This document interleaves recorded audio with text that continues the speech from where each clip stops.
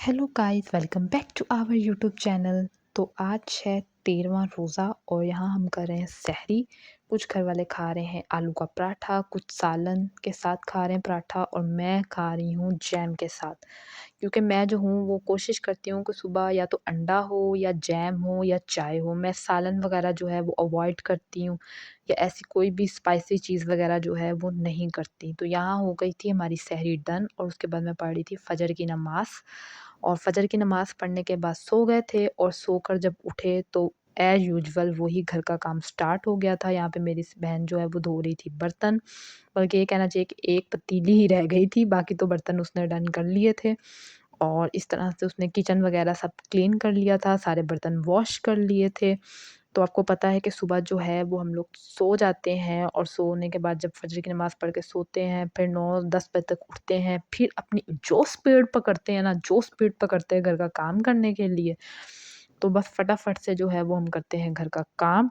और बर्तन वो मेरी सिस्टर क्लीन कर रही थी और मैं कर रही थी घर की क्लीनिंग। तो यहाँ मैं झाड़ू वगैरह लगा रही थी। मैंने कहा भई फटाफट करते जाएँ।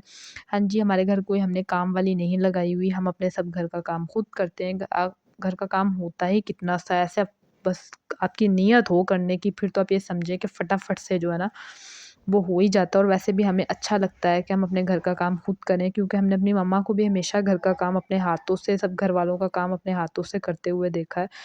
उसके बाद यहाँ पर मेरी मम्मा जो है वो कटिंग कर रही थी, क्योंकि साथ-साथ ईद की प्रिपरेशन भी स्टार्ट हो गई थी। समर्स आने वाले हैं, तो समर्स के कपड़े जो हैं वो भी साथ-साथ सिलाई कर रही थी। और जी, हमारे जो कपड़े हैं वो हमारी मम्मा सिलाई करती हैं। और हम लोग को वैसे भी किसी की हाथ की सिलाई इतनी पसंद भी नहीं आती है, कि जितने कपड़े हमारी मम्मा अच्छे डिज़ाइन करती हैं, अच्छे हमें सी के देती हैं, हमें तो भई वो ही ज़्यादा पसंद होते हैं। उतनी देर में टाइम हो गया था ज़ोहर की नमाज़ का। यहाँ मैं पढ़ी थी ज़ोहर की नमाज़। ज़ोहर की नमाज़ पढ़ने के बाद मैंने सोचा कि थोड़ी देर के लिए जो है वो कुरान शरीफ की तिलावत की जाए और इबादत की जाए, अल्लाह पाक का ज़िक्र किया जाए। तो बस इस तरह से जो है वो रोज़े गुज़र रहे हैं। तो अब मौसम बहुत ही ज़्यादा प्यारा है रोज़ों में, इस दफ़ा से माशाल्लाह से 13वां रोज़ा है, तो भी ज़रा भी गर्मी जो है वो महसूस बिल्कुल नहीं हो रही। मुझे उम्मीद है कि आप लोगों के रोज़े भी अच्छे जा रहे होंगे। तो उसके बाद साथ इफ्तारी की तैयारी शुरू हो गई थी। यहाँ बन रही थी चटनी जो ब्लेंड की जा रही थी। और आप लोग भी बताइए कमेंट कमेंट करके कि आप लोगों के रोज़े कैसे जा रहे हैं और क्या-क्या कुछ हो रहा है। जब तक चटनी बना के साइड पे की, तो इतनी देर में हो गया था असर की नमाज़ का टाइम और यहाँ पढ़ी थी मैं असर की नमाज़। और असर की नमाज़ पढ़ने के बाद जो है वो मैंने सोचा कि चलें ऐसा करते हैं कि शरबत बना के रख लिया जाए। तो शरबत भी आज फिर जाम शीरी ही था।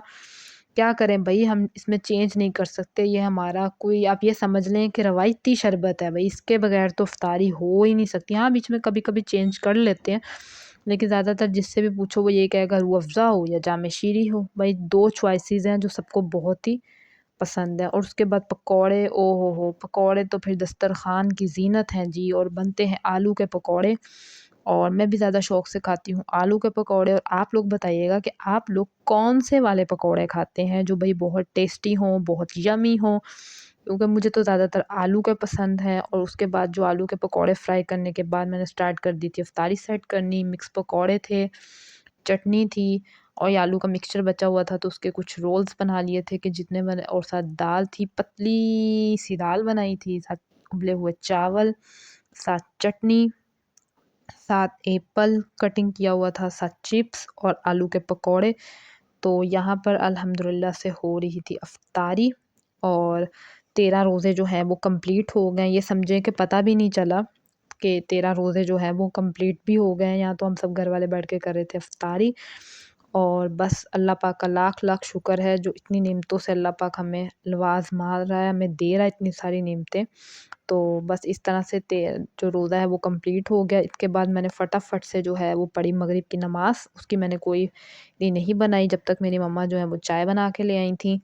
और उसके बाद चाय, भई चाय के बगैर तो ना हमारा दिन शुरू होता है और ना ही हमारा दिन ख़त्म होता है। और रोज़े के बाद तो आप चाय पिएँ तो आप फ्रेश होते हैं, क्योंकि आप बहुत थके हुए होते हैं और उस टाइम जो है रोज़ा महसूस हो रहा था, खोलने के बाद ज़्यादा पता चल रहा होता है। तो यहाँ पे चाय पी रहे थे। तो ये था मेरा आज का व्लॉग और मुझे उम्मीद है कि आपको ये व्लॉग भी अच्छा लगेगा। तो व्लॉग को लाइक किया करें, कमेंट किया करें, चैनल को सब्सक्राइब किया करें।